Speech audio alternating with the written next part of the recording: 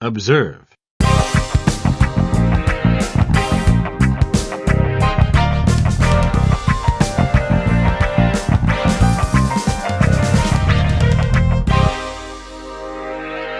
Hello, friends. Welcome to episode 4 of the Observe and Rapport show. I'm Kyle Brennan, joined as ever with my beautiful co-host, Keith Sullivan. Keith, how we doing? I'm doing great, man. Thank you so much for calling me beautiful again. Sipping on whiskey with a Santa hat. Yeah, listen, it's Christmas. It's Christmas. It's Christmas. Time. People keep saying this year, I can't believe it's Christmas already. I can't believe it's Christmas. What a stupid thing to say. It happens every year. You can believe it. Well, that, and also, if you just look back, all the days are accounted for, so you better believe it. Like, it's not, I don't get what's so unbelievable about it. It's like when people just talk about the weather, or just like, Tuesday, huh? Like, yeah. It's just the shit But what do you people mean you say. can't believe it? I don't, it's just a dumb thing to say. I get it when people are like, you know, when you have to start writing the new date the next year. Like, you have to start writing like January 1st, 2023. That I'm like, all right, that takes a little bit getting used to. But it's all December. I think you had time to figure it out. All the days are accounted for. If you go back, they're all there. It's time for Christmas. It is also weirder though, because now I feel like it gets like when we were kids, December was like snow and cold. Whereas now it's still cold, but now it's like sunny, and like I feel like all the weather months have shifted. Like they have 2 months. I've talked like September, October are like hot as hell now. It's winter until June. Yeah, it's like, winter until June, dude. April and May are probably the worst weather months because or at least recently in the last like 5-6 years, because like you are like, okay, it's April, it's May, it's spring, let's get golfing. And then, like, every time you go out golfing, you're fucking, like, shivering. So cold. Like, it's, like, raining and wet. And you're like, what the fuck is this? No, and I'm walking around and I get mad because I hate the cold, but I'll never leave New York. But I hate the cold because I got to walk in it a lot. Yeah. And I'm just like, it's winter until June, man. Like, these days, it's literally freezing. Yeah. Like, even in May, it's not, like, quite hot yet. No. Not even warm. There's no spring. Spring's a forgotten season. There's no such thing as spring. It's just winter, and then all of a sudden it's 80 degrees out. I actually think the worst period of weather is March, at least in New York, March to May, or mid-May. And people are like, well, what about like January and February? I'm like, that's expected.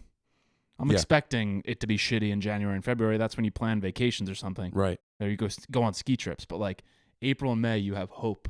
Yeah. That it's going to get better. That's and the it thing. Just doesn't. And you're just like you wake up and you're like, fuck again. It's raining. It's like cold. It's like 39 degrees out. I saw a meme once. It was like, I feel like winter keeps leaving the room and then coming back in and going, you know what? And one more fucking thing like that. Like you're having it. And it's the opposite effect too. Where now like we're both October babies. Where like it used to be, you know, like sweatshirt and jacket season and fall. And now it's like you get days in October that could be it's beautiful, 85 degrees. You can golf till like December 1st. Yeah. I mean, and also what I was thinking about it's different these days from when we were kids. Remember when you were a kid and it was Christmas and you'd go downstairs and just that you'd see the presents under the tree and you had your onesie on, your Power Ranger onesie or your Ninja Turtle onesie. And I just don't know if that happens anymore to the kids. I hope it does. I really do. But like, you know, there was something about, it was the 90s. Like there wasn't, 9/11 didn't happen yet. It was a little bit of a different, more fluffy, warm world. Clinton with the saxophone on TV. It was a different kind of time. Politics weren't like, you weren't like about to wring your aunt's neck at the dinner table over, you know, who she voted for. It was a different time. No one cared about politics. Like, and I just wonder, and toys were like the biggest thing in the world because we didn't have phones.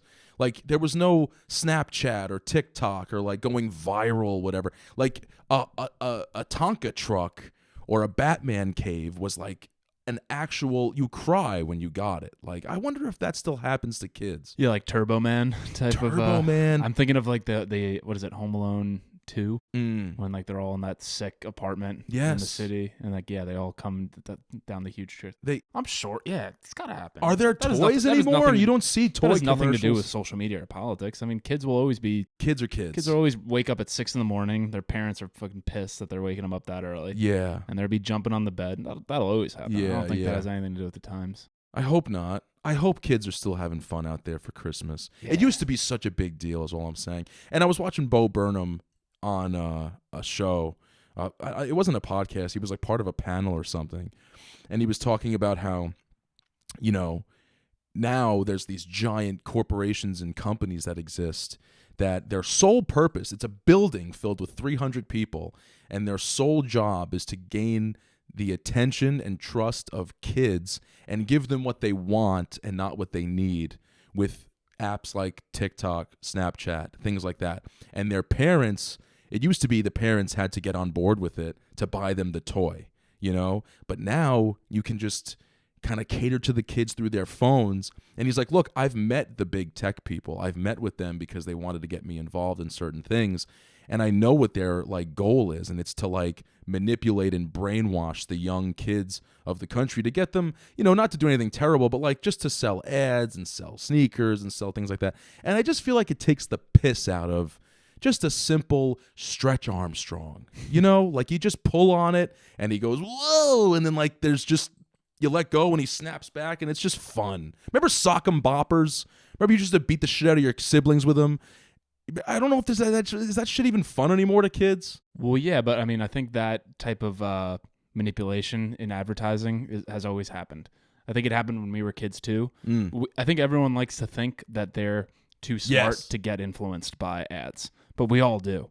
Like, you didn't really want a Sock'em Bopper, but you saw that commercial. Yeah. You saw the commercial. It was sick. All the kids playing with the Sock'em Bop'em, and then all of a sudden you're like, oh, I need that. Yeah. Or you saw your friend playing with it, and then you saw the commercial. Mm-hmm. Like, you don't realize you're getting manipulated. Yes. Whether you like it or not. But there's whether something it's about a Nike shoe or something like. Right. The ads are creating a need where it's not necessarily needed. Mm-hmm. Right. So like they're effective in that way. They're not necessarily trying to manipulate you. They're trying to make money like every other capitalist. That's true. I sound like an old man. Like, I'm basically saying that it's more fun to knock out your sister's tooth than it is to just put a filter on your face. Like, when you're really doing like kind of no harm, and in one situation you're doing literal physical harm, and I'm saying that that's somehow better.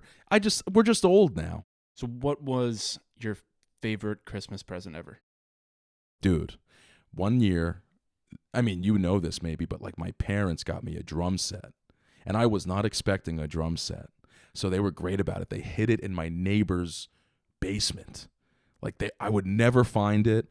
And like they waited till like the end, and like Christmas was kind of winding down. Like, we already opened a bunch of gifts, and it wasn't like, you know, I'm looking at, like, there's no big box in the room.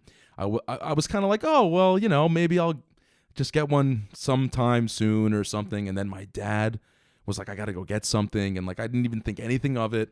And then he comes in with this giant, and I knew it immediately. There's pictures of this. There's of me hysterically crying like a girl, like a child who, and then like everybody's looking at me like even my sisters knew, and they're like, oh my God, this is it. That was the bit. I'll never forget that moment. Like, I got a drum set. Your mom with the robe and the cup of coffee, and she's looking at me like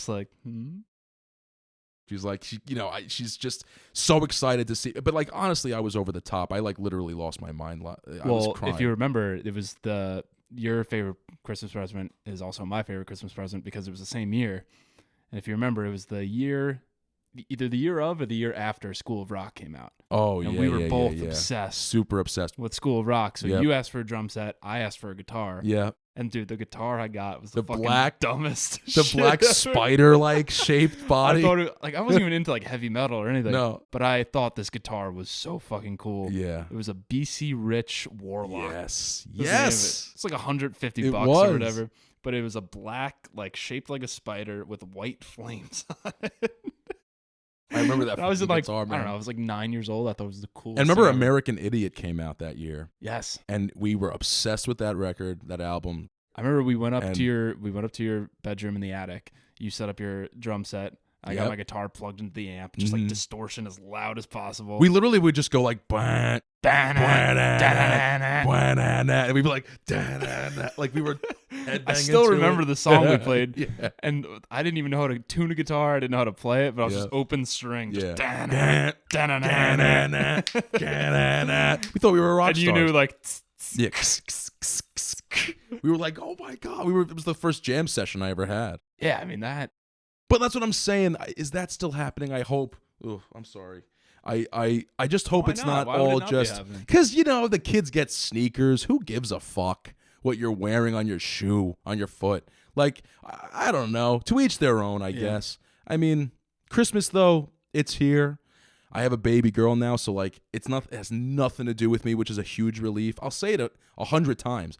Having a kid is in a way the most relieving thing you can ever have happen to you, because now nothing matters except one thing, which is the kid. So nothing really matters anymore. Like, who gives a shit what I'm getting for Christmas? Liz, yeah, I'll get you something, whatever, fine, I'll figure it out. No, but it's just about her, and everyone else knows that too. So it's like they don't even care about you anymore. You don't really want anything anyway. It's all about the kids. Christmas is great for the kids, What else has changed now that you have a kid? Now that I have a kid, well, a lot of things have changed. Like, for example, okay, it depends on how you look at it. It's less stress, but it's also like if you choose to look at it like, okay, well, everything affects her in a way now. Like, I can't make any mistakes at work. You can't, no getting fired, not that I would or ever have really, but like, you can't get fired. You can't be irresponsible with money. You can't be irresponsible with yourself. You have to be safe. You have to follow traffic laws all the time, every time, no matter what. She's in the car. You have to be a good person. But in a way, it just makes you a better person. Has it made you look at other people differently? Yeah. Like other parents or other just humans in general? Absolutely. Having a kid, and this brings up soft white underbelly, because... Oh, God. Yeah. Explain to people. I think we talked about it, or you talked about it rather, in the first episode. I did. What is soft white underbelly? I know what it is. Soft white underbelly is a YouTube channel by Mark Lada or Ladia or Laisha. I forgot how to say his last name, but he's a brilliant guy. Get ready to be extremely depressed. It's an extremely depressing and eye-opening channel where he interviews people on Skid Row, which is a neighborhood in Los Angeles where basically outcasts of society they live there in the streets in tents or just literally sleeping on the floor. They all have some kind of an addiction to crack or heroin or fentanyl or alcohol, or they're a prostitute, or they exist outside of the norms of society, right? And it's kind of a town. It's like Sin City, kind of a town of misfits. And he finds these people and interviews them. And anyway, having a kid, it kind of made me... There's something about having a kid where you look at people like that and you go, "Matt, that kid was a baby," or that person was a baby. They were a tiny thing that was purely innocent and had all the potential in the world, and someone destroyed that for them. And it makes me wonder how someone could ever even do that to a child. It deals with a lot of trauma. It deals with a lot of people's... he asked them about their childhood a lot, and these people, 99% of them have a story about when they were a kid getting molested or raped or emotionally abused or physically abused in some way, or experiencing something traumatic and physically violent, something like that, or being given drugs at a very young age, being exposed to very adult things at a young age. And it does make you think, having a kid, you look at everyone and you go, especially if they're in an unfortunate situation, you go, this person was just a kid. Well, yeah, when you first brought it up, you talked about soft white underbelly. You went down like a YouTube rabbit hole. At first, I was like, I'd never heard of it, so I thought it was some underground thing. I was like, I don't know, you spending late nights on like Reddit or some shit. And then that guy was on Rogan like 2 weeks ago, and it was probably one of the most unreal podcast episodes of his I'd listened to. It's obviously dark but this guy was a photographer and like spent his time. He was a photographer for Apple, and he's really into like the art of interviewing people. And he shifted what he wanted to do into basically interviewing kind of the dark side of life. He's like, life isn't black and white. Life isn't beautiful, sharp edges. Life is messy. And he started interviewing these people, and I've watched a couple, and they're brutal, but he interviews these people, and like you said, 99% of them, something happened to them as kids, but he also said 80% of them, or maybe if it's even higher, did not have a father figure in their lives. Yep. And that's a huge aspect. Huge part of it, fatherhood. And it's interesting. I just listened to John Mayer was on the Call Her Daddy podcast. Call Her Daddy. Oh my God. Which is hilarious to me how much that podcast has changed. It used to be about freaking, blowjobs and stuff, and now it's about like it's true, yeah. It's about like a deep emotional trauma and stuff.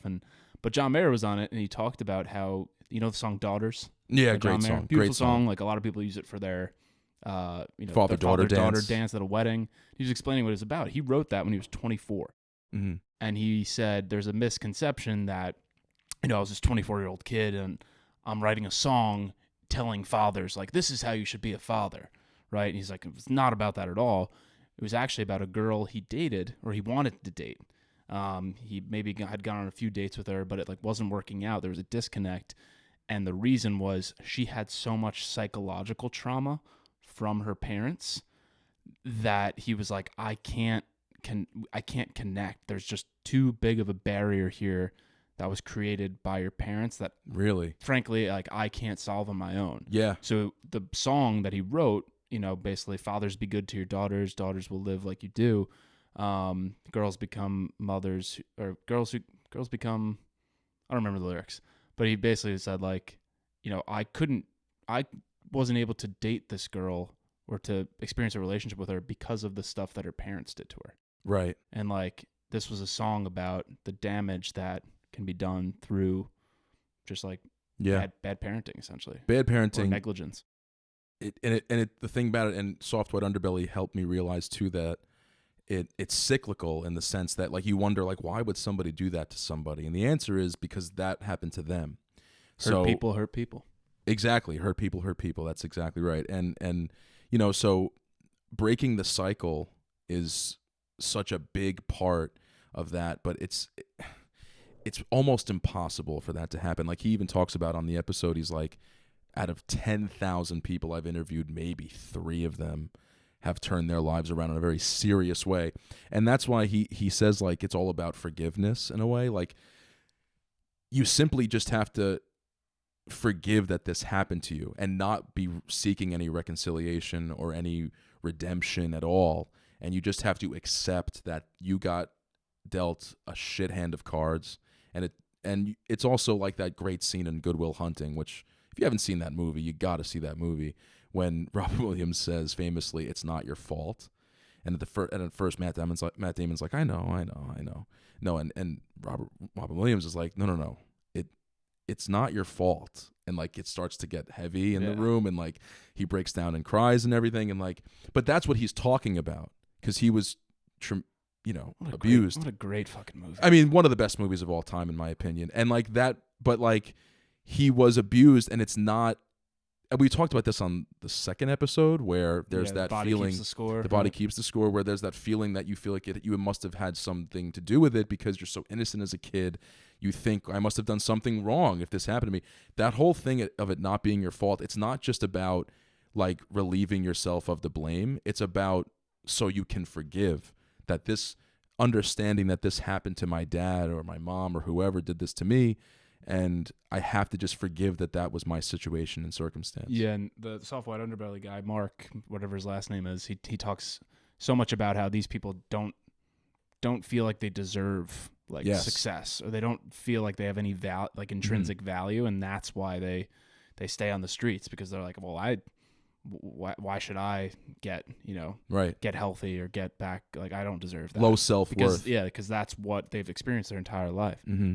That's what's when you listen to it, you really appreciate how much just your parents just validation and just being there. Yep. Is so effective on your life. And even if you didn't have a perfect mom or a perfect dad, just them showing up. Yeah. Or just them having a guiding hand on your back when you're riding a bike or something. All that little things. All that stuff adds up. Massive. Of all people, Shia LaBeouf said this recently. Have you noticed, by the way? So I've been getting on my algorithm. Yeah. Shia LaBeouf clips, and they're really dude, profound. He is amazing. Have you noticed though? He's developed a little bit of a twang in his voice. Yeah, he's all of a sudden. I'm what is this little accent he's got? It sounds cool. It does sound cool, but I wonder if he has that. Maybe he was masking that for a long time, and now he's just letting it hang out. Because doesn't he kind of look like he'd be from Kentucky? In my opinion, Probably I feel from California. I don't know. Yeah, maybe. Well, whatever. But he did say that sometimes love is just presence.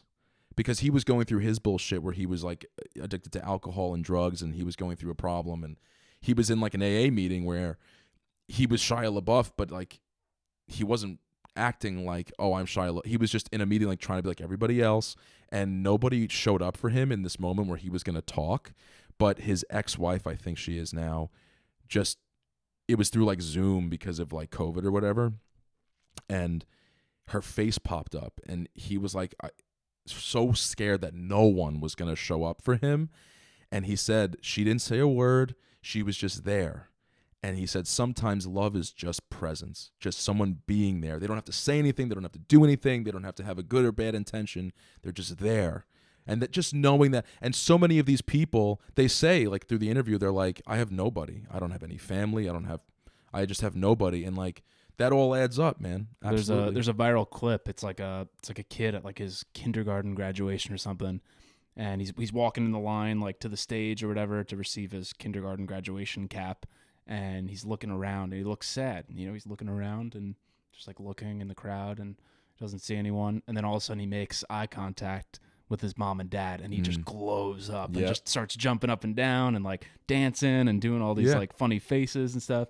And a lot of people repost it because it's like that is the value of showing up. Just doing that, you'll give your kid because now they it's that subconscious realization that you're worth something. You're worth someone showing up, getting dressed, making the drive, being in a place at a certain time for you, and that's the only reason. That all adds up to your child's sense of self-worth, and without that, you become nothing because you don't believe you deserve anything. Yeah, and it is funny. Like you hear athletes and stuff when they talk about like pro athletes. They'll say, you know, my parents never missed a game. And I remember when I was a kid, I was like, that's cool.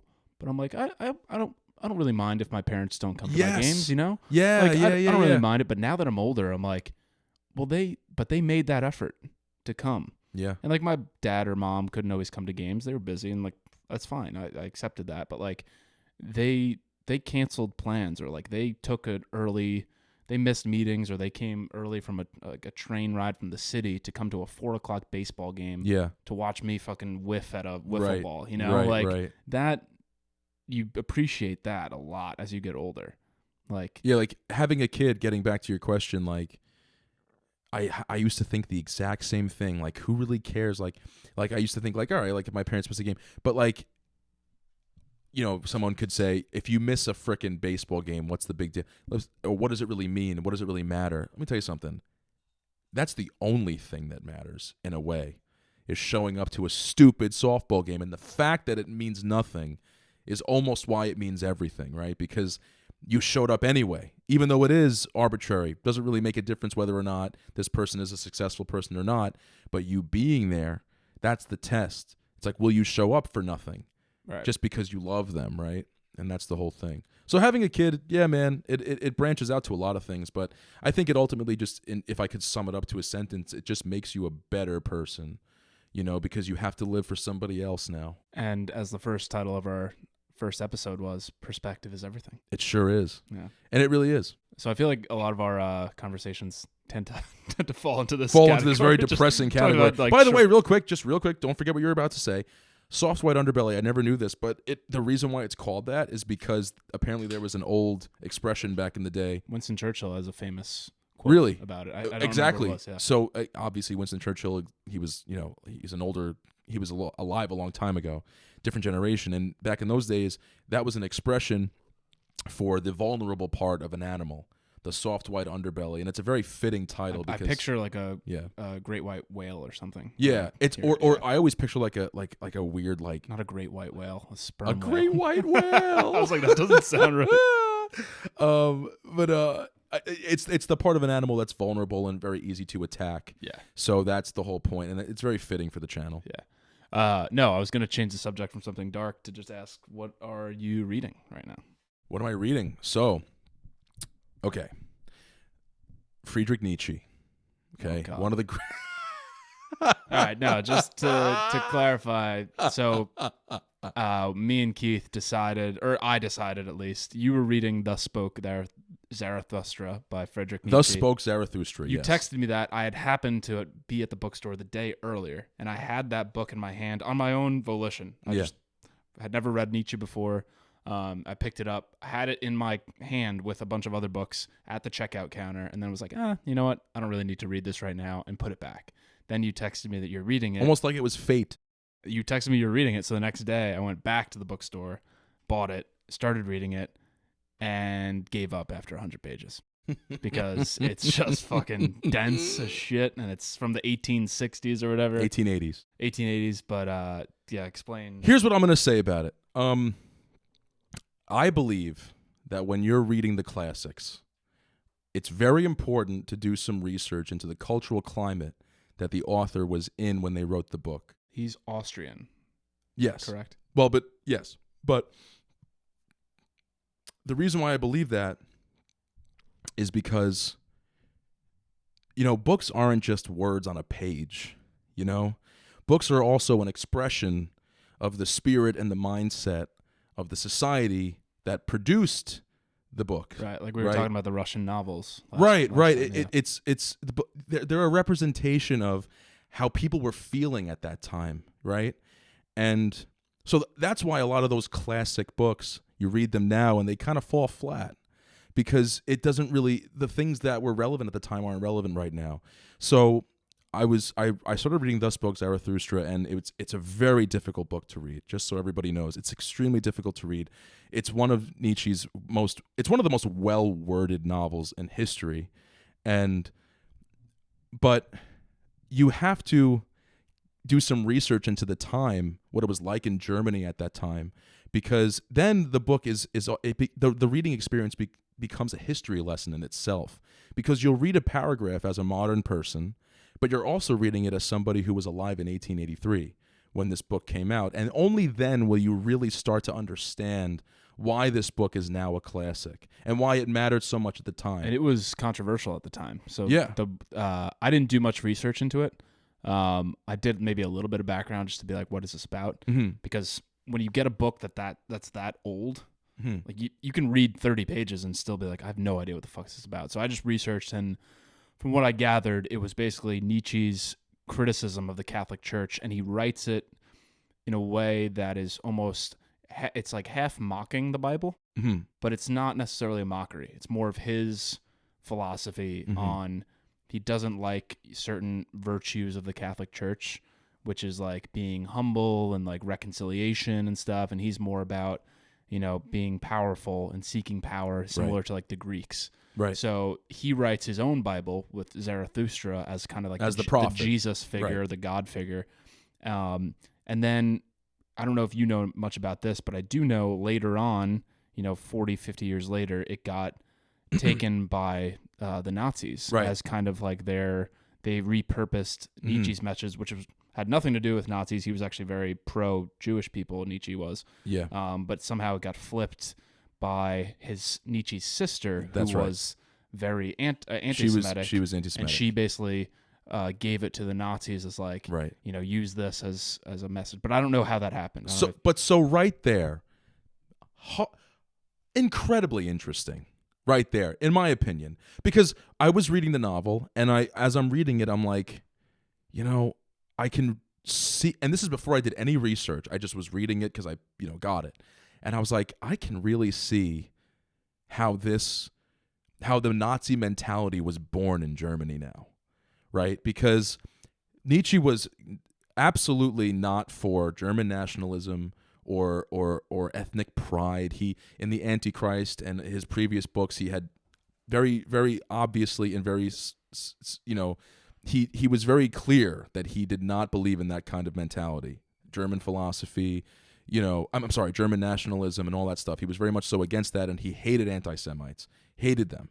And so it really has everything to do with the culture at the time, being that the German people were very excited about science. They were very excited about knowledge, the Darwinian approach to the world, like looking at things from a scientific perspective only, not a metaphysically, spiritual perspective like Christianity provided and Catholicism provided earlier than that. So that kind of mentality was kind of dying, and this new, like, science-based view of the world was kind of bubbling up from the surface, and then this book comes out, which Nietzsche introduces the subject of the Übermensch, or Superman, or kind of like superior person. I got it as like a godlike man. Right. The idea, though, of like, especially coming from a German person, like of a Superman Austrian.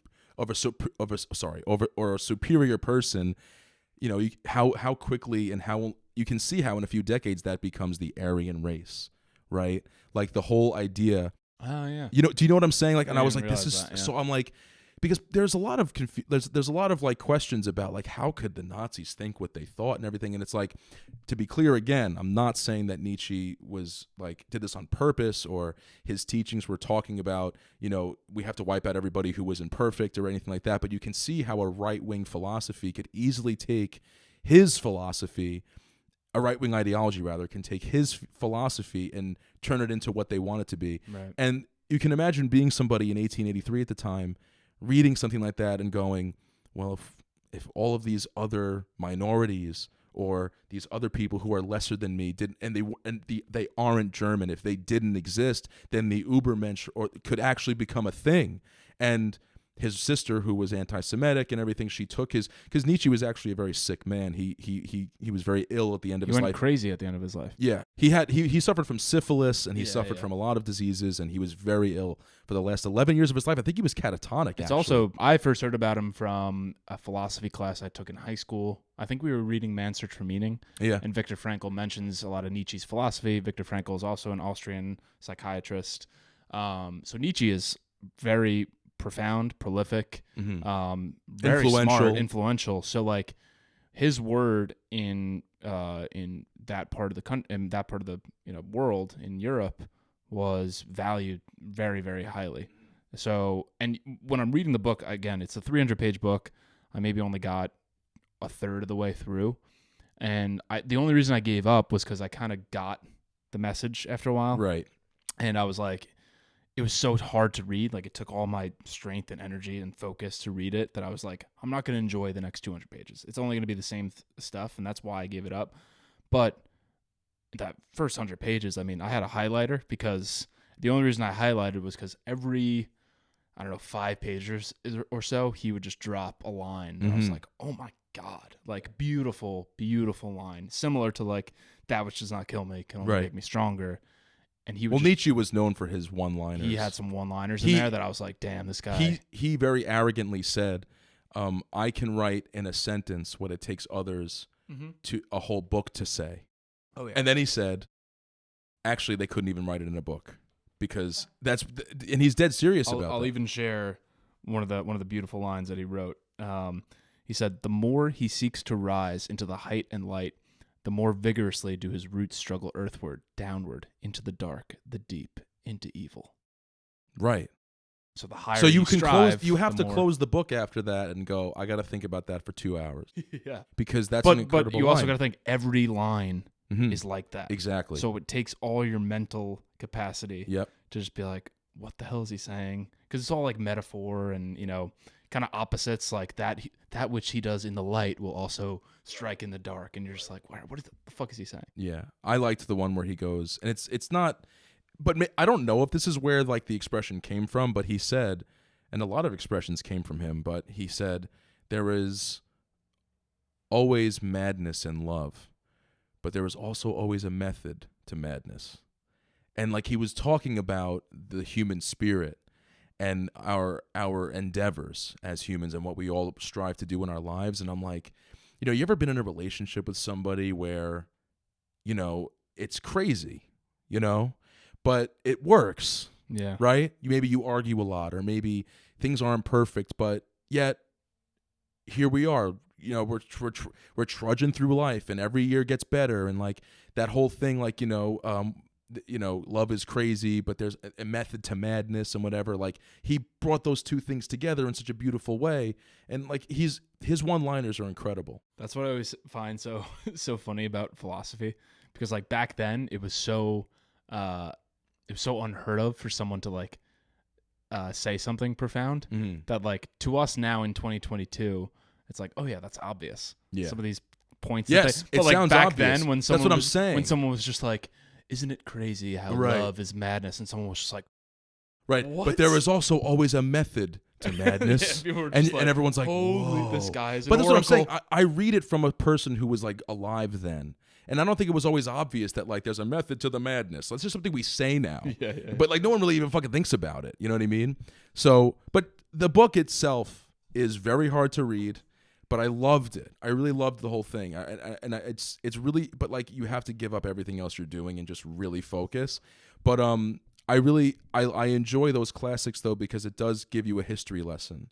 Because you find out, like, oh, the Nazis adopted this philosophy, even though he didn't want that to happen. He was catatonic for the last 11 years of his life. His sister hijacked his writings, and she, used them to influence, like, political, ideology in the country. And, it's like, wow, that's how all these things started to happen in the German mindset at the time. It does pain me because it's like, I feel like they're not necessarily enjoyable reads, but I do want to start reading more of the classics, meaning, like, Tolstoy, Dostoevsky, the Iliad, the Kierkegaard, Odyssey, all that stuff. Yeah, those sorts of things where it's like, I mean, they're the classics for a reason. People talk about them. Right. And then I realized 150 years later, it's a classic because, wouldn't you know, it kind of caused World War II a little bit. Oops. You know what? Oops. And he didn't want that to happen. It's such a tragedy, and it's a beautiful thing at the same time. And it was a really cool book. But I recommend to people who are out there reading the classics, do a little research, especially if it was written a long time ago, and you'll start to see why it's become thus spoke Zarathustra. It's a little bit like you really have to be kind of nerded out on it, right? Yes. It's kind of like when you're listening to an album or something, and then you do research on each song. Did you know they only used one mic on the drums? Like that kind of thing. Yeah. It's kind of like that because when I read Crime and Punishment by Dostoevsky, like, that wasn't as difficult nearly, but just the dialogue and like how dense it is. Every chapter I had to like Google like, what is this chapter about? What's the foreshadowing? What is the like hidden meaning behind it all?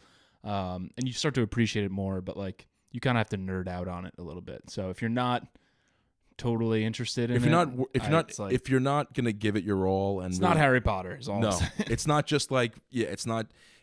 It's a history lesson. It's something that you have to really dig into to appreciate for sure. What are you reading?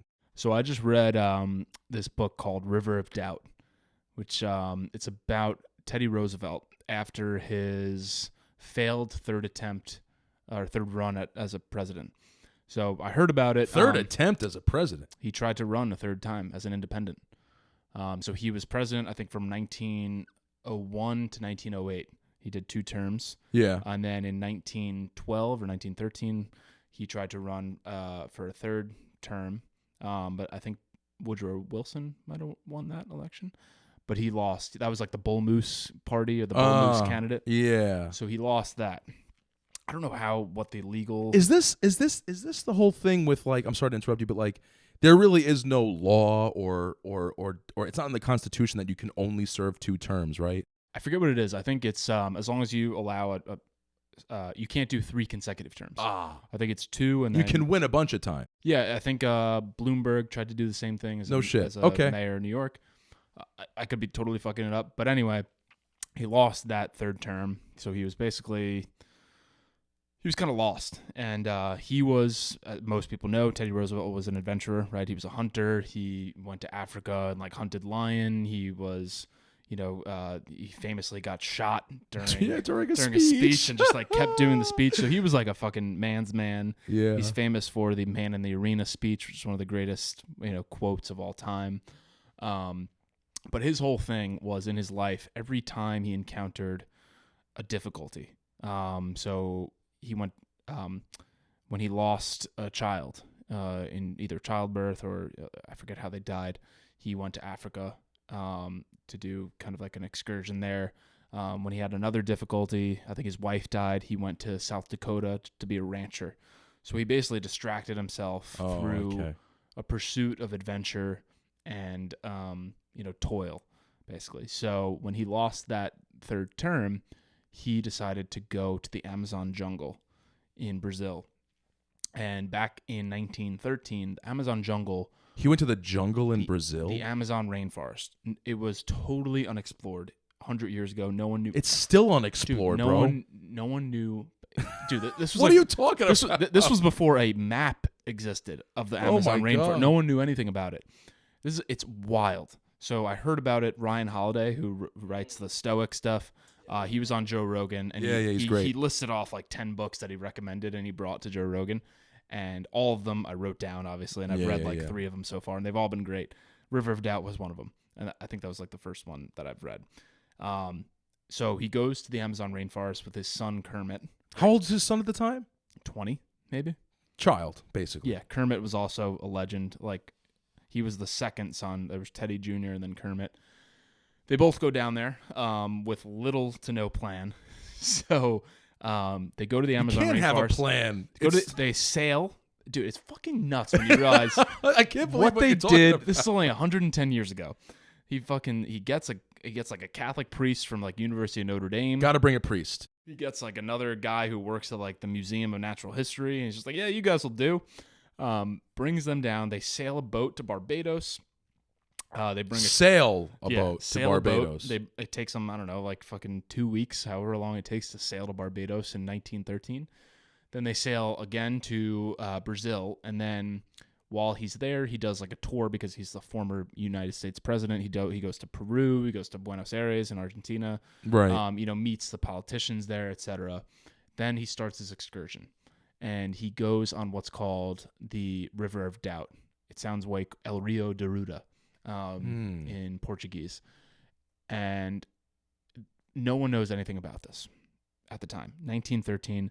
The Amazon rainforest is the size of Germany, and no one knows anything about it at all at this time. Don't they still find like a species every week there now?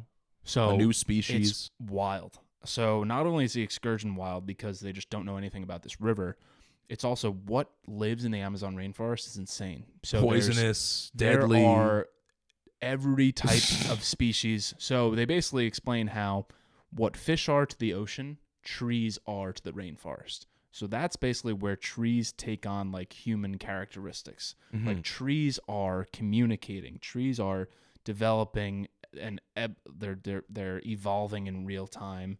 And there's no one tree species that is next to each other. They're all spread out. They all talk to each other in some way.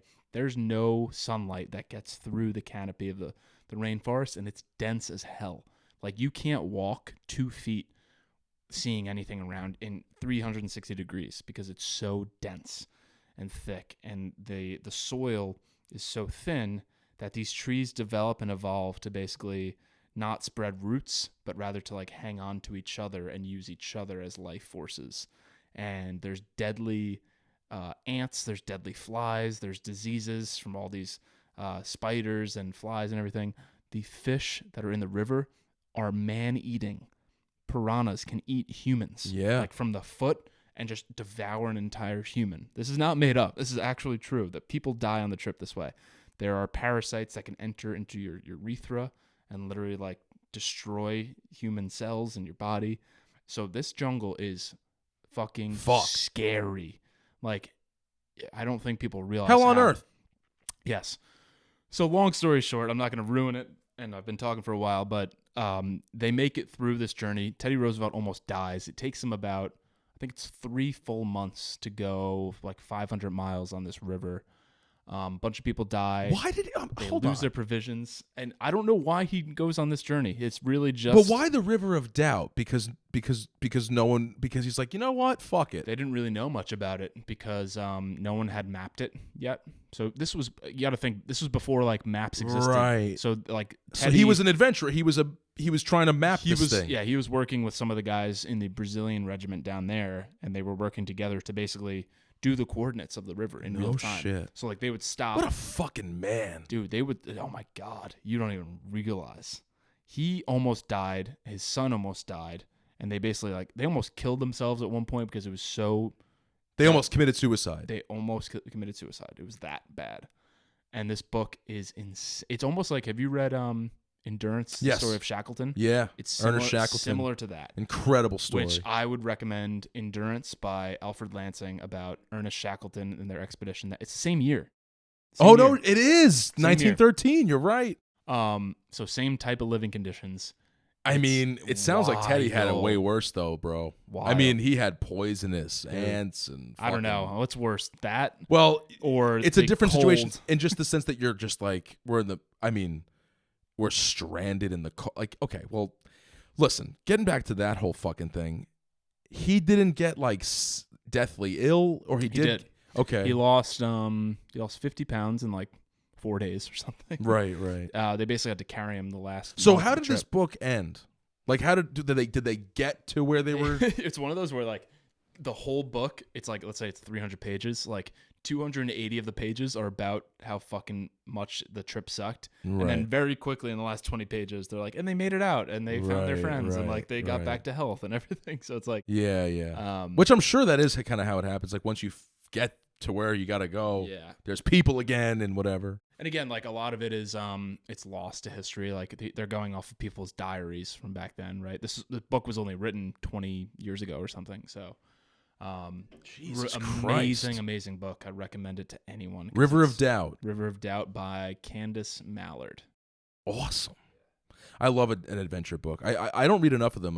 The last one I read was Endurance, actually, and it was so like fucking good. Like, literally, like, I could put those two books side by side, and they're like identical in how. Did he happen to bring a painter with him as well as, like, because I loved how in photographs they have at the time they did like in Endurance. I think they have photographs too. So, but I think that he brought an artist with them to paint or draw things along the way, because I guess photographs weren't as simple as like they are now. But he was like you had to think, like, we got to bring a fucking guy who knows how to draw, because we got to be able to draw, like, the landscape, because, like, we can't take pictures, and all that shit adds up. It's so cool. I love those books. So at the time, Teddy Roosevelt was writing for Scribner's magazine. So he was, like, on a typewriter typing stories to send back to Scribner's in New York. And he would wear, because the flies were so bad, he would wear this, like, kind of like a beekeeper hat. And there's a picture of him wearing, like, a beekeeper hood hat on while typing at a typewriter in the middle of the Amazon rainforest. That's so awesome. Just like, yeah. Speaking of photography, real quick, I just want to plug. I just want to say that there's a movie that just came out with Will Smith. I know he slapped Chris Rock. I know everybody's really upset about that. What did he do? You know, I don't know if you saw, but at the Oscars, there was this thing, and Chris Rock said a joke about how bald his wife is or whatever. Well, that's very inappropriate. He shouldn't have done that. He shouldn't have slapped him, right? No. But he did. People make mistakes. Wow. Does it make the guy less of an actor? Well, shame on Chris Rock, I'll tell you that. Chris Rock, you shouldn't joke about people's women. No, you shouldn't joke. Listen, don't make fun of somebody's wife. Good for Will Smith. He won the Oscar. Yeah, fuck him. Honestly, and let me tell you something. I, Robot is one of my favorite movies of all time. I don't care what anybody says. No, I still love Will Smith. He's unbelievable. I still love Will Smith. I don't give a shit. Anyway, this movie came out called Emancipation, and it's starring Will Smith, and it's a very famous photograph of a slave with his back turned, and it shows the lashings on his back. It's such an accurate historical movie as far as, like, technology is concerned, and the way they took that picture, that very famous picture of that slave, and, you know, my wife helped me understand this. You know, we think of a picture as, like, you know, the old times, like this big giant contraption with a light bulb that explodes and the glass goes everywhere and it's a giant whole production.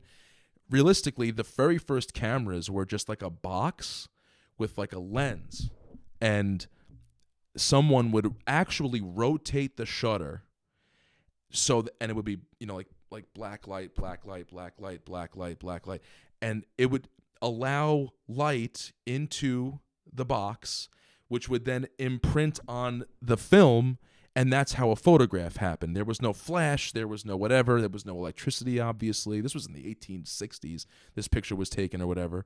And it just, first of all, two things. The movie's fucking incredible. Emancipation, check it out, great movie. I don't want to get into it, I could talk about it for 3 hours. But it helped me realize that what a photograph is when photons are allowed to enter through a space and hit a film, right? Right? Mm-hmm. Listen to this. And the photons display themselves on a canvas, and it becomes quite literally a photograph. It's a photograph, Kyle. Have you ever wondered? What do you got? I got a Polaroid right Right here. Right, but dude, I don't know about you, but I've always been so fucking confused as to how that shit works. And it's just literally a photograph. It's a graph, right? Like a representation where the photons happen to hit. Well, smile. And ow, my foot's asleep. And and that is, dude, a photograph. It's literally a graph of the photons that just happen to hit the lens at that particular time. And to me, that was just so mind-blowing to see it happen like that. I'm like, holy shit. Well, it's like when you see the pictures of guys like from the 1880s, or I don't even know when the first camera came out, but you see them like on the railroad track. It's all them with like their dusty faces and like mustaches, just like no one smiling. No. And it's like, yeah, because they had to wait like 15 minutes. Right. It's a whole production. Get the shutter going. Dude, and they're using like ancient primitive technology where like you just have to allow the sun to like kind of like come through a shade, whatever. Anyway, that book's fucking incredible. You know, I was actually thinking about this the other day because I was with my niece. And the whole time I'm there, you know, we're taking pictures, we're taking videos, and up on my parents' like mantelpiece, it's the digital, you know, frame that just constantly has pictures of her on a loop. And I'm like, this is awesome. I love seeing her progress. You see her from like day one, and you can watch her grow over time. And there's so many pictures of her, and like I have so many videos of her saved in my phone, in my background, whatever. And I'm like, there's like 12 pictures of my dad.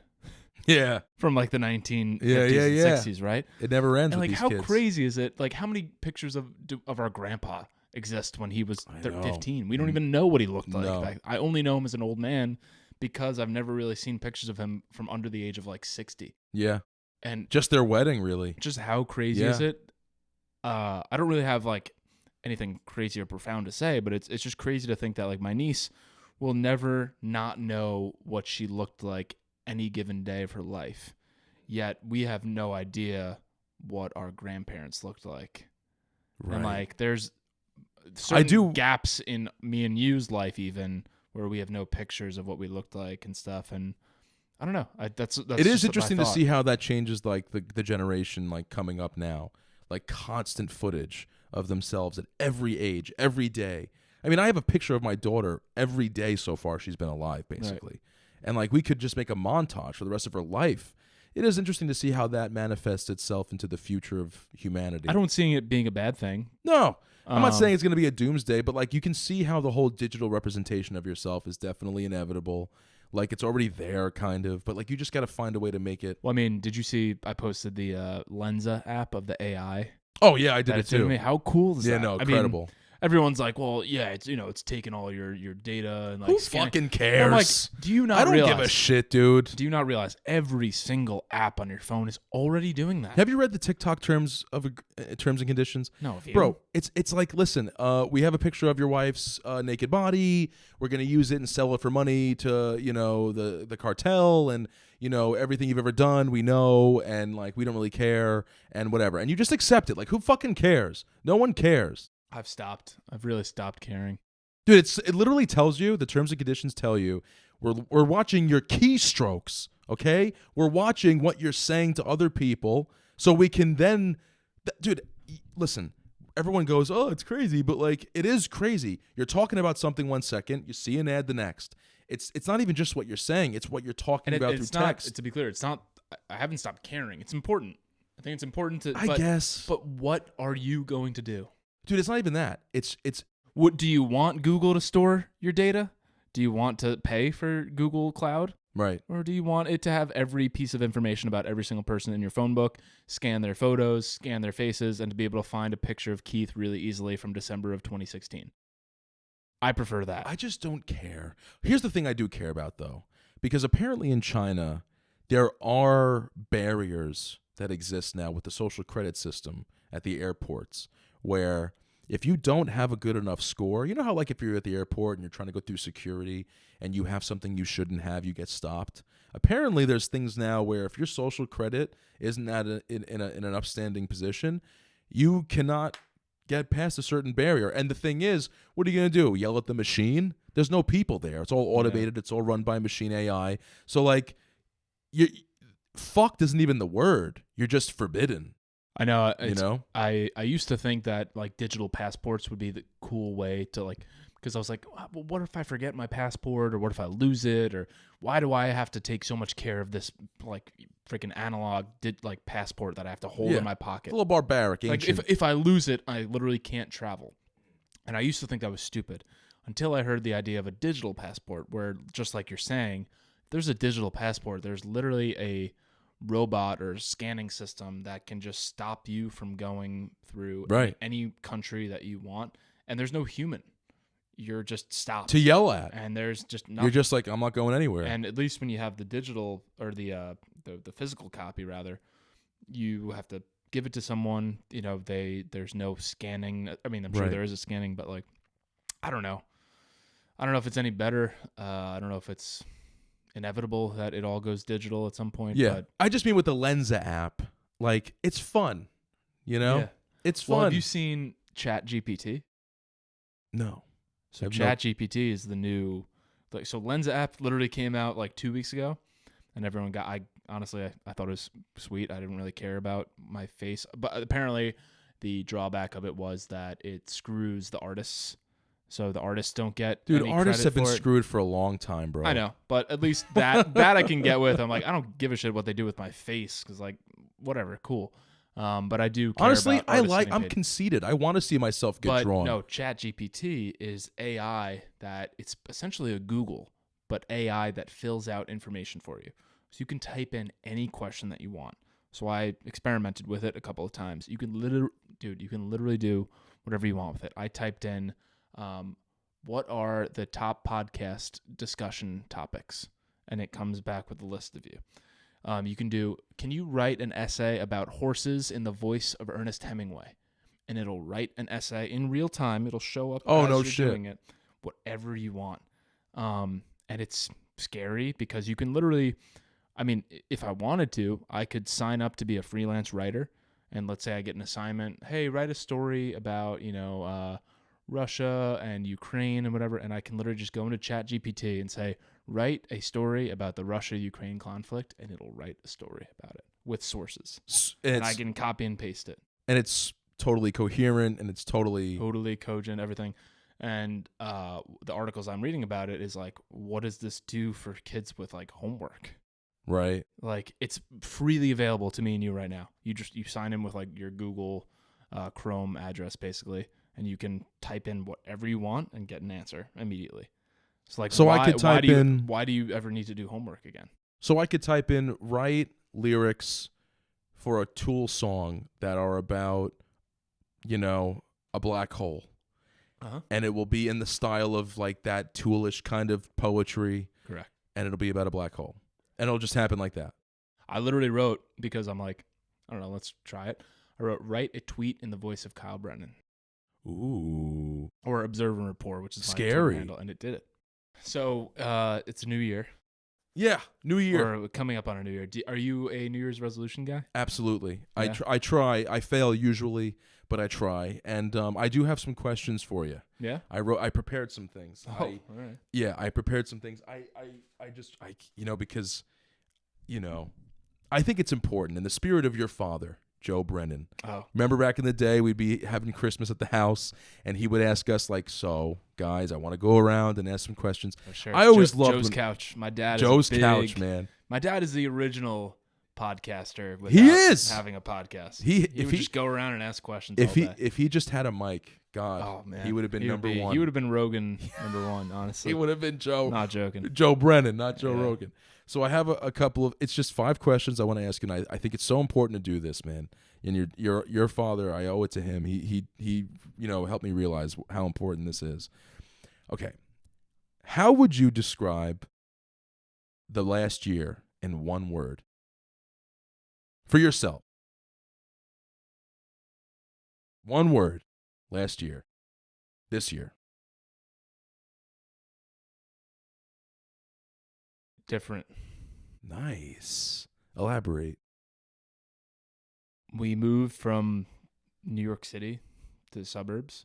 Huge. We bought a house. We were married for the first time. I mean, if you look at January 1st, 2021, January 1st, 2022, so many things in our lives change. And, day to day, nothing ever really feels like it changes. But looking back on the year, we went from COVID of the pandemic was, so apparent in our lives in 2021, where I think literally January 21, Lauren got COVID, January 22, I got COVID. And they're two very different reactions, but then also the fact that we were living in a 1-bedroom apartment a year earlier, weren't married a year earlier, and then fast forward a year, we're living in a house, we're redoing a kitchen, we're, hosting parties and, living in the suburbs and dealing with fallen trees and outdoor stuff. We're married now. I have to buy a car, as opposed to living in the city. I was working remotely from work for a full year, and now I'm going to the office twice a week. So different. It's just so not even just different from 2021, different from 2019, 2018. Our lives are so different now. And there's been a paradigm shift, it seems. And I think they will be forever. Yeah. But yeah. Okay. How about you? Well, how would you describe your year in one word? One word. You had a kid, so. Loving, man. Loving, because like you said, I did have a kid, and it's not just the cliche the love and the blah blah blah of having a kid. It's really the love that I've experienced from my friends and family because of that fact. It really took me back a little bit how there for me everybody was during that time, how available and present and supportive everybody was during that time. I didn't spend a dime. Everyone says it's very expensive to have a kid. If you have a good family and friends, it's cheap because everybody just gets you whatever you need. They know they've been through it. They have friends and wait till you have a wedding, man. Yeah. Talk about love. It's coming, brother. And I'm very excited for that too. But I think loving is the word I would choose. And then also on top of it, having a baby and you come home and she smiles. It's all you think about all day when you're not home is her face. And oh God, it's just, dude, it's something else, brother. I just can't explain it. It's just love. This year was just love left and right, up and down, everybody all day. I couldn't be more grateful and happy for the people that are in my life. I really couldn't. It's you included. Love it. What habits did you acquire this year? Good habits, and how did they affect your life? As you know, I'm a big habits guy. So, any new ones? Yeah, I think so. I think I've always had habits. I think this year in particular, at least these are also pretty recent, honestly. Number one was a journaling habit. So I've always written stuff. I've always been a big guy of writing in notebooks and stuff, but I've never actually done a daily journal. And this year I've started to do that, and it's really helped me so I'll wake up, I'll meditate for 10 minutes where I clear my thoughts, and then I'll journal and basically do a brain dump where I just get everything that's on my mind, any anxieties, any things I dreamed about, anything from the night before, anything that I need to do that day. I just dump it out of my brain, and it feels really good. That's one, but I think the one that I've tied into it more recently is actually I go on a lot of walks, and what I tend to do on walks is I always have a podcast in my ears because I'm just constantly, I always need to be learning and consuming and stuff. But what I've recently been doing is actually just shutting off and stop consuming and just be with your thoughts. I think I spend so much time drowning out my thoughts by reading and consuming and reading articles and listening to podcasts. I'll literally be taking a shower, shaving, and listening to a podcast. And I credit Lauren for telling me this. She's like, just take 30 minutes and just go for a walk, no phone, just be without any stimulus. Just go for a drive, turn the radio off. So you've been walking in silence. Walking in silence, and dude, I've done it way more recently, and I feel so much more at ease, so much happier. I notice more things. I've become more creative, I feel like. I even wrote a little fiction novel I started writing a little fiction novel the other day because I was on an hour walk and I literally I brought a little. I have a pocket notebook with me that I started bringing on my walks, and I will literally stop in the middle of the road and just start writing down like novel ideas. I feel like my creative juices just flow because I'm allowing my brain to actually think its thoughts. Like, you know, when that thus spoke Zarathustra rubbed off on you, brother. Well, you know when you're in the shower, he wrote that while walking. Yeah, trails. You know when you're in the shower and you just like you have like the best shower thoughts. Yeah, go on a walk for a half hour, an hour, and shower thoughts times 1,000. So those are my habits. What about you? That's a good habit. Oh shit.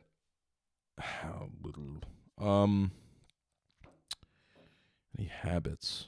It's been hard. I've been busy with the kid. Not to make everything about her, but any new habits? I mean, that's pretty much your whole life. Okay, yeah, you're right. You know, I always make sure to do bedtime a certain way, and you know, my wife, everybody bought us all these bedtime storybooks, right? You know, the classics, Cat in the Hat and whatever, but you know, those books, even she's not interested in them. Like, I'm reading them to her, and she just looks up at me like, I don't give a shit. What is she? 4 months? Now? She's 5.5. 5 months? Okay. No, 5 months. 5.5 months. Yeah. So, but I did start reading. Liz likes to read as well, and she's very smart, and she has a lot of great books. Even, you know, just from before I met her, that she brought along to the apartment and everything. But one of them is Love Letters of Great Men. Great book. Good title. Beethoven, Napoleon, Winston Churchill, all the greats. Like, and it's a collection of love letters that they've written to their wives or girlfriends over the years. And I read those love letters every night before bed, and I'm not just making this up. Whenever I'm reading those, she doesn't stir. She doesn't get distracted. She just listens. And it's probably because I'm speaking with a certain kind of intention, right? Like, you know, and I just think it's important for her to, even though she doesn't understand English yet, to subconsciously hear the way a man should speak to a woman. Well, you know, there are studies on this, and I've actually noticed it with my own niece because my brother and sister-in-law speak to her like an adult. I will never talk to her like she's a baby. Like, it really makes a difference. And because I noticed them speak to her like an adult, and I noticed how mature she is, and like, she honestly is way more mature than other kids her age. Yeah. And I've started to talk to her like an adult. I don't do the baby voice. Right. And she just turned 2. And I don't do the like, oh, well, like, what toy are you playing with there? Right. I actually do like, why are you playing with that toy? Why don't we play with this toy? And she actually responds like almost an adult cadence. Exactly. Too. And it really helps them mature, for sure. I think that's important, yeah. So that's the kind of habit I've been doing, reading her bedtime stories, but bedtime love letters from great men. That's cool. Just, you know, I think it's important. You don't think it'll make a difference, but it does. Yeah, I hope. Next. Book of the year. Oh. God damn. Book of the year, buddy. What is it? Ooh. You had to pick. Ooh, that's tough. In my personal view, The Untethered Soul by Michael Singer. It's hard to describe. It's to anyone who's not in tune with kind of subconscious thinking, or, you know, thinking or meditation, it would sound very, very woo. But if you are into that sort of thing, it is life-changing, in my opinion. I think it's probably the most highlights, and I usually, a good book I'll credit with the amount of highlights I do. Untethered Soul, it looks woo, it sounds woo, but I mean, it's just straight to the point of like, about any mental clarity, like anxiety you have, you're not your thoughts. Kind of you steer your own ship, like we talked about in one of our last podcast episodes. I just think anyone, if you're, you know, 22 years old or older, I think that is a really good book to read, but you have to be in the right mindset for it. I wouldn't recommend it to everyone. The book I would recommend to everyone is 4,000 Weeks by Oliver Burkeman. You can check out my Instagram. I won't go into it, but that's the one I would recommend to like everyone. But my personal favorite was Untethered Soul by Michael Singer. Okay. Yeah. All right. How about you? Oh, The Master and Margarita. 1,000%. God damn it. Please don't say anything. I brought it up 500 times. I'm telling you, man, it changed me. Second favorite. Second favorite. I really enjoyed Chuck Palahniuk's latest novel, The Invention of Sound. Oh yeah, I really enjoyed that book. What a great premise. I don't think it ever came out, but you talked about it on the first episode. I just want to say the plot, the synopsis. It's about a girl who is a sound producer in Hollywood for movies, for sound effects, and the word on the street in Hollywood is that she has the new best sound effect scream for horror movies, for whatever movie you're making. And it turns out that the way this girl is getting these screams is because she's actually harming people and recording what the sounds that they make. And so that's why it's so authentic. That's why it's worth so much money. And then it turns into this whole crime mystery kind of like, chase novel as well. And Chuck Palahniuk has a way with words and a way of making a plot twist. Everyone knows Fight Club, right? Like the plot twist and all that. So as far as like my most enjoyable, a book I'd recommend for someone to just bang out in a few days and enjoy the hell out of it, The Invention of Sound by Chuck Palahniuk. Great book and very funny. All right, one more question. We'll wrap it up. Okay. What was your favorite moment of the year?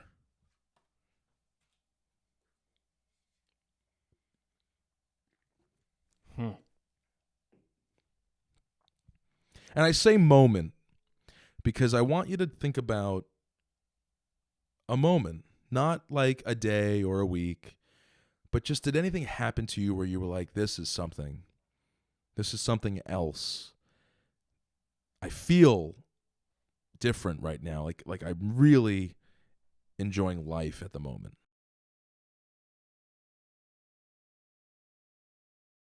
Honestly, dancing in India. No, I mean, yeah, that was God. Yeah, that's certainly in the top 3. But now, if we talk about moment, it's really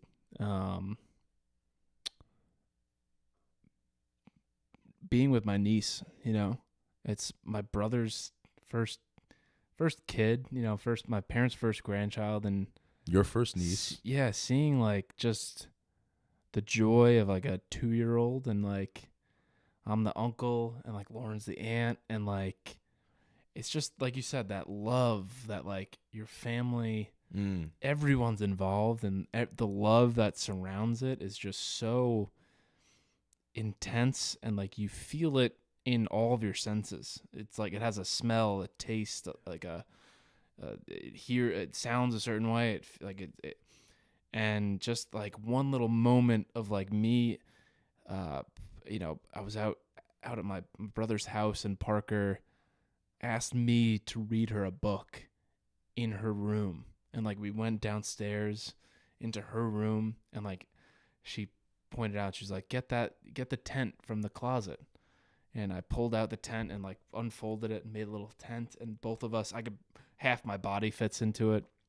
And I laid on my chest in the tent, and she's sitting there, she's in her PJs, her hair's wet, and like she's just has the biggest smile on her face, and she's just waiting for me to read it.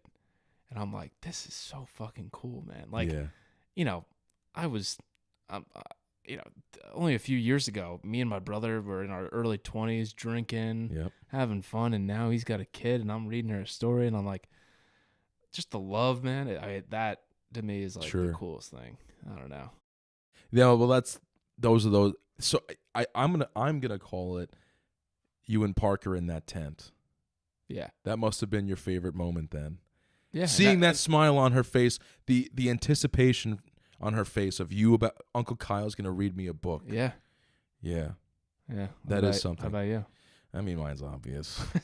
I saw a human being come out of a human being with my own eyes, and that's it's ineffable.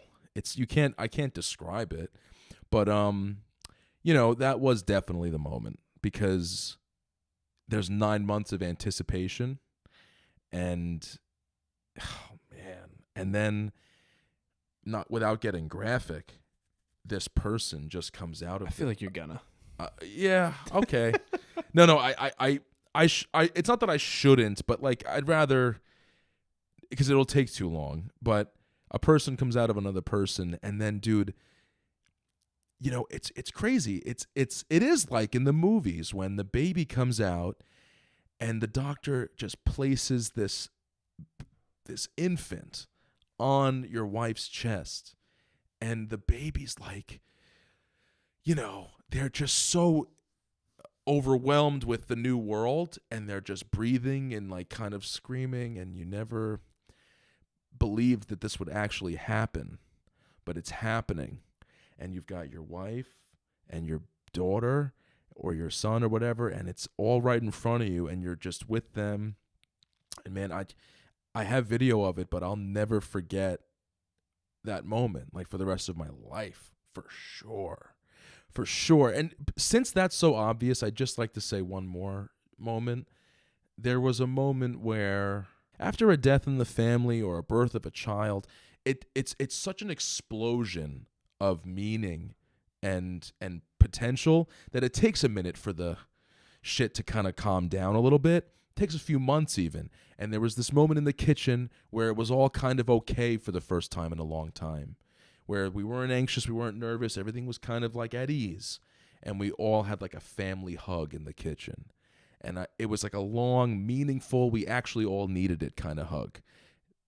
That was the second, but like the first one obviously is watching a human come out of a human. That was pretty incredible. Ineffable. It's pretty wild. Yeah.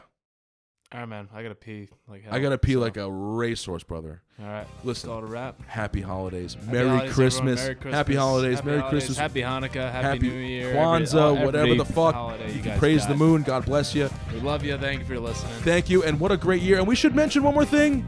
Starting this podcast. Top moment of the year. One of the top moments. After a fun kid, time. maybe. After a kid. Whatever. Top. Yeah. Merry Christmas. Happy New Year. See you next year.